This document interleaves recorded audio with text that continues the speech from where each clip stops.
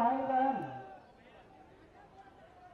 यहाँ उपस्थित हुए हैं, मैं आप सबका स्वागत करता हूँ।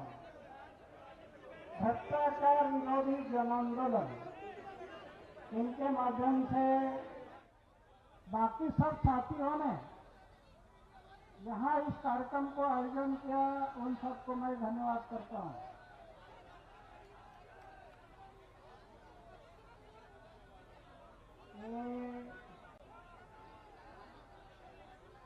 ये घोषणा वाले देने वाले मैं बैठ जाओ क्या आप बैठते, कैसे करना? अगर आप घोषणा देना है तो मैं बैठ जाता हूँ।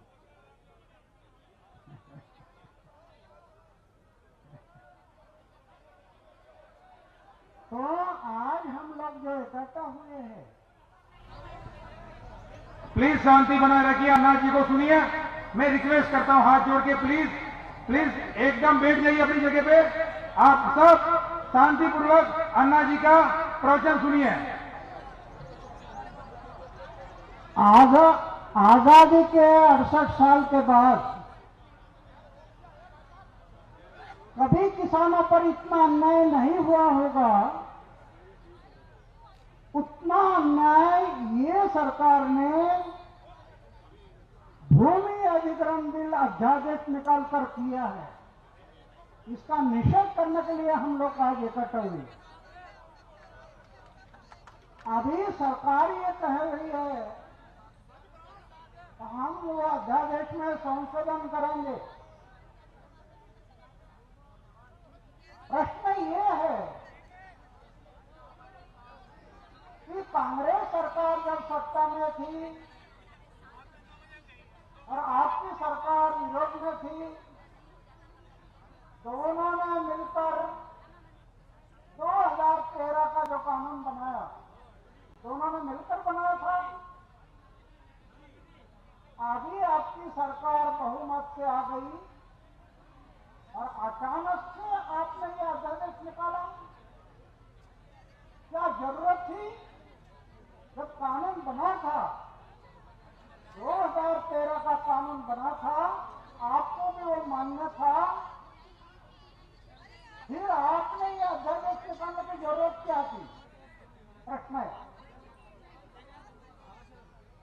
अध्यादेश निकालने की कोई जरूरत नहीं थी, लेकिन ये अध्यादेश को अगर देखा जाए तो किसानों पर अन्याय करके पूंजीपतियों की सुविधा करने के लिए ये अध्यादेश है। पूंजीपति, उद्योगपति, उनको सुविधा करने के लिए किसानों पर अन्याय करना, इसलिए यह अध्यादेश है। देखिए ना, 2013 का कानून है। कानून में क्या है?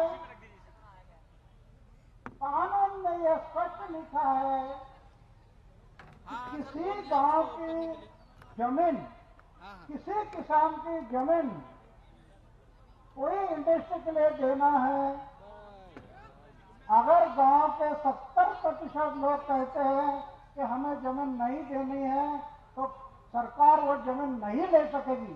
ये कानून में है, कानून है। इस देश में लोकतंत्र है, जनतंत्र है। तंत्र ये लोगों का है, लोगों ने लोक सहभाग से चला हुआ तंत्र, वो है लोकतंत्र। तो कानून में ये था कि 70% लोग किसान कहते हैं कि हमें ये जमीन नहीं देना है, तो सरकार नहीं ले सकती। ये सरकार ने वो कानून में 70% को निकाल दिया और अपने मर्जी से जमीन अभी अधिग्रहण करेंगे, अपने मर्जी से। फिर आप अंग्रेज के हुक्म खाए और आप में क्या फर्क है? अंग्रेज यही तो करते थे। अंग्रेजों ने 1854 में जो कानून बना था भूमि अधिग्रहण, वो इसलिए तो बनाया था किसानों को लूटने के लिए।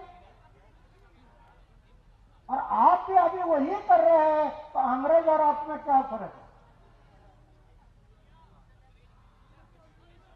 दूसरी एक बात है, अंग्रेजों ने भी इतना अन्याय नहीं किया, इतना ये कर रहे हैं। क्या किया आपको पता होना चाहिए। कानून में ये लिखा है, बस बस बस बस, ये फोटो निकालने की ज्यादा शौक है। अरे फोटो में कैमरे में फंस गए तो बाहर निकलना मुश्किल है। मैं मेरे जीवन में कभी कैमरे के सामने गया नहीं, इसलिए मैं यहां पर खड़ा है और कैमरे मेरे पीछे है। अगर मैं कैमरे के सामने होकर जाता तो मैं कैमरे में फंस जाना था। मेरी विनती है कार्यकर्ताओं को कि कैमरे से दूर रहो, समाज और देश के लिए कार्य करो, तब आप आगे बढ़े। मैं अभी भी देखता हूं इतने धक्का-मुक्की करते हैं फोटो निकालने के लिए। अरे एक कैमरे से काम नहीं होगा। कार्यकर्ताओं ने भगत सिंह, सुखदेव, राजगुरु, इनके बलिदान को याद रखो, उनको याद रखो। मैंने वो रखी है, मेरे हृदय के साथ उनको जोड़ा है, वो बलिदान को। और इसके कारण मृत्यु हथेली लेकर लड़ रहा है, मृत्यु हथेली पर है। मृत्यु का भय नहीं। मेरी ऐसी धारणा है, 25 साल की उम्र में मैंने तय किया था कि जब तक जीऊंगा समाज और देश की सेवा करूंगा, और जिस दिन मरूंगा समाज और देश की सेवा करते करते मरूंगा। ये मेरे व्रत लिया, इसलिए मृत्यु का भय नहीं। और इसके कारण इतने बड़े बड़े गुंडों के साथ लड़ रहा हूं।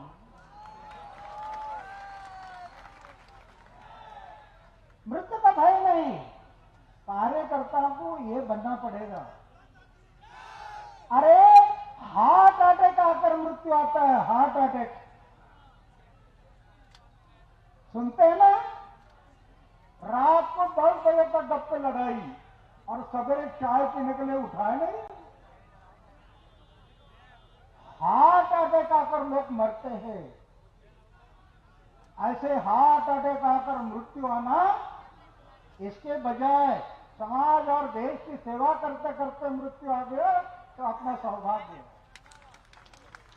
ये कार्यकर्ता की धारणा होनी चाहिए। और मेरा कहने का मतलब ये है कि अंग्रेजों ने भी जो इतनी हुकूमत नहीं की होगी, अन्याय नहीं किया होगा, इतना ये सरकार कर रही है। अध्यादेश निकालकर क्या कर रही है? न्याय व्यवस्था या सुरक्षा व्यवस्था है। अगर किसी व्यक्ति, किसी संस्था इन पर अन्याय होता है तो न्याय व्यवस्था सुरक्षा व्यवस्था है, वो आदमी न्यायालय में जा सकता है न्याय मांगने के लिए। न्याय मांगने के लिए न्यायालय में जा सकता है। ये अध्यादेश में ये लिखा है, अगर कोई किसान पर अन्याय हो गया और वो चाहता है कि मैं न्यायालय में जाना, पहला जो कानून था उसमें यह तरतूब थी कि वो न्यायालय में जाएगा। ये सरकार ने उसको निकाल दिया और क्या किया? अगर किसी पर अन्याय हो गया,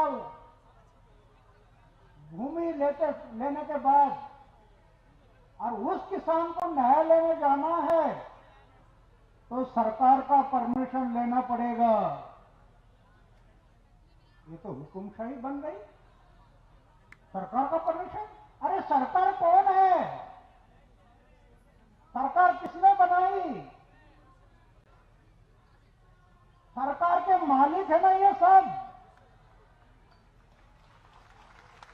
26 जनवरी 1950 जिस दिन प्रजासत्ताक आ गया इस देश में, उस दिन यह जनता मालिक हो गई। ये मालिक ने अपने सेवक को भेजा, मालिक ने सेवक को भेजा कि हम मालिक बने, सरकारी तिजोरी हमारी है, आप हमारे सेवक बनकर जाइए और हमारे तिजोरी का सही प्लानिंग करिए, बोल के इनको भेजा मालिक ने। और आज मालिक को जो सेवक है वो सेवक बन गए मालिक, और मालिक को बनाया सेवक, और मालिक की जमीन छीन रहे हैं सेवक। यह अन्याय नहीं है? तो ये बहुत बड़ा खतरा है। न्यायालय का रास्ता आप बंद कर रहे हैं, ये तो सबसे बड़ा खतरा है कि न्याय में जाने वाला रास्ता आप बंद कर रहे हैं। दूसरी बात यह है कि इस कानून में, पहले कानून में यह था जो किसान 2, 3, 4 पानी देता है, 2, 3 पानी देकर फसल उगाता है, ये हमारी राष्ट्रीय फसल उगाता है वो, तो ऐसी पानी वाली फसल इंडस्ट्री के लिए, उद्योगपति के लिए नहीं दी जाएगी। पानी वाली फसल ये औद्योगिक क्षेत्र के लिए नहीं दी जाएगी, ऐसे कानून में था। ये सरकार ने उसको निकाल दिया और अभी इरिगेटेड लैंड, पानी वाली जमीन भी ये सरकार जबरदस्ती से छीन लेगी। और देगी किसको? उद्योगपतियों को। उद्योगपतियों को देंगे। कृषि प्रधान भारत देश में किसानों की जमीन लेकर आप उद्योगपति की सोच रहे हैं? अरे इलेक्शन के पहले तो आप बोल रहे थे हम अच्छे दिन लाएंगे, अच्छे दिन लाएंगे, और हम सबको भी लगा कि अभी अच्छे दिन आने वाले हैं, तो विश्वास करके, भरोसा रखकर हम सब ने वोटिंग किया, अच्छे दिन आने वाले। और आज तो आप जबरदस्ती करके किसानों की जमीन छीन रहे हैं और किसको दे रहे हैं? उद्योगपति को। तो अच्छे दिन किसके आएंगे? उद्योगपति के। सामान्य लोगों के अच्छे दिन कहाँ है? हम लोग ये विरोध के लिए यहां नहीं आए, कोई पक्ष और पार्टी व्यक्ति का विरोध करने के लिए यहां नहीं आए। हम लोग अवरोधक करने के लिए, अवरोध, सरकार को अवरोध करने के लिए आए कि हमने आपकी सरकार बनाई, हम और आप मिलकर इस देश का उज्जवल भविष्य बनाएंगे। आप और हम मिलकर इस देश का भविष्य बनाना है। आप तो अन्याय कर रहे हैं। हम लोग मिलकर देश का भविष्य बनाना है तो आप अन्याय कर रहे हैं। तो मेरा कहने का मतलब ये है कि आज ये जो अध्यादेश है, अभी पलवल में कल किसान आ रहे, पडोल से जो पदयात्रा निकली है, 5-6 हजार किसान निकले पलवल से,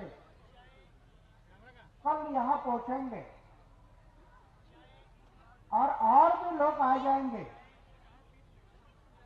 कल का हमारा यहां का आंदोलन वो भी बड़ा होगा। अभी पलवल का आंदोलन देखा, किसानों की प्रतिक्रिया देखी, अभी सरकार कह रही है कि हम यह अध्यादेश में संशोधन करेंगे अरे संशोधन क्या करना, कानून बना है ना, अभी संशोधन क्या करना, ये कानून अध्यादेश वापस ले लो, संशोधन करने की कोई जरूरत नहीं, वापस ले लो उसको। ऐसा अन्याय करने वाला, किसानों पर अन्याय करने वाला अध्यादेश क्यों रखते हैं? ऐसे अध्यादेश देश में क्यों रखते हैं? तो हमारी विनती है सरकार को, ये अध्यादेश वापस ले लो और 2013 का जो कानून बना है उसमें और क्या बातें डाल सकते हैं उसको याद करो, और भी डालो। किसानों की भलाई की जो बातें हैं उस कानून में और डालो, और भी अच्छा कानून बनाओ जो कि किसान, कृषि प्रधान भारत देश में वो किसान का उज्जवल भविष्य बन सकता है। इन बातों के लिए हम सोचना है। अभी वो पदयात्रा आ रही है, यहां सब किसान संगठन बैठे हैं। मेरी विनती है आपसे, सब किसान संगठन से मेरी विनती है, पलवल से एक पदयात्रा निकली है। अभी यहां से जाने के बाद पूरे देश में जिला स्तर पर, तालुका तहसील स्तर पर अपने अपने राज्य में पदयात्रा शुरू करो, लोगों को जगाओ। अन्ना अब आगे बढ़ो, क्यों? अन्ना तुम आगे बढ़ो, अभी हम तुम्हारे साथ हैं, अभी भी आगे बढ़ो, हम तुम्हारे साथ हैं। अभी भी बहुत कम लोगों को ये अध्यादेश का जानकारी हुआ है। छोटे छोटे गांव में हमारी बहन है, किसान बहन, उसको अभी पता ही नहीं है क्या है। छोटे छोटे किसान है, उनको भी पता नहीं अध्यादेश क्या है।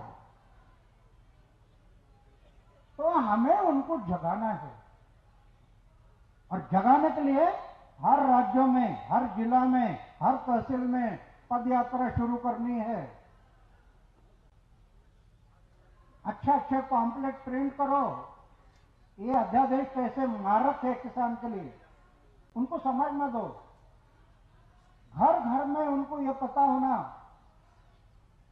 आगे 3 या 4 महीना हम इस काम को करना, पदयात्रा पूरे देश में।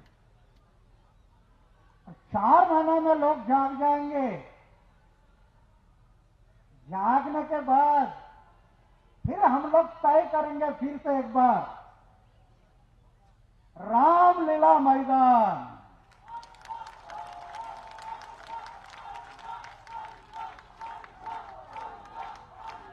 चार महीने के बाद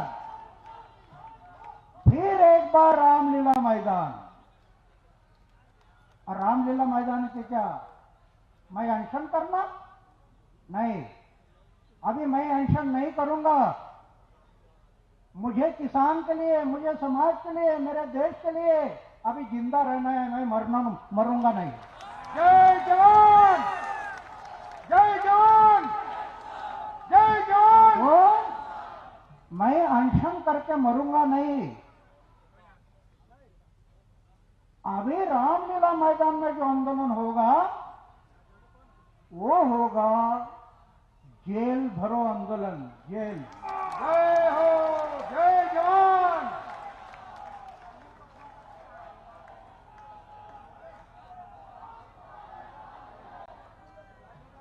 क्यों? ये आजादी की दूसरी लड़ाई है। अभी एक लड़ाई तो हो गई, 1947 में हमें आजादी मिली, 68 साल बीत गए, हम सब कह रहे हैं आजादी मिली। क्या 68 साल के बाद भ्रष्टाचार कम हुआ, गुंडागर्दी कम हुई, लूट कम हुई, दहशतवाद कम हुआ? तो क्या हुआ आज अंग्रेज जाकर सिर्फ गोरे गए और काले आ गए, बस इतना। किसके मिला आजादी? क्या मिले आजादी? इसलिए ये आजादी की दूसरी लड़ाई है। पहले आजादी की लड़ाई में कई लोगों ने शहादत दी, बलिदान किया। भगत सिंह, सुखदेव, राजगुरु जैसे लाखों लोगों ने। कई लोग जेल में गए, कई लोग भूमिगत रहे।